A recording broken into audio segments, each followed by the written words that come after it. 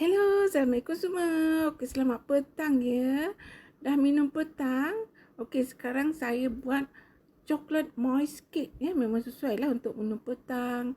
Hidangan dengan kopi panas ataupun hot chocolate. Memang bagus sangat ya. Okey, ikuti resepi saya esok. Saya akan kongsi bersama anda coklat moist cake yang sangat mudah buatnya. Tak perlu mixer. Kita punya campur-campur saja dah jadi sangat moist. Dan kita topping dengan white chocolate ganache ya. Memang sesuai sangat untuk minum petang. Ataupun untuk hari jadi anak-anak, kawan-kawan. Boleh kita buat sendiri ya. Kat atas tu bolehlah letakkan apa-apa buah lah. Saya letak dragon fruit dengan cherries ya. Kat atas tu buah cherry. Memang sesuai sangat. Dia lembut. Sedap sangat. Kalau anak-anak memanglah suka. Kita pun suka juga ya. Sedapnya. Kena dengan kopi panas ataupun hot chocolate. Memang sedap.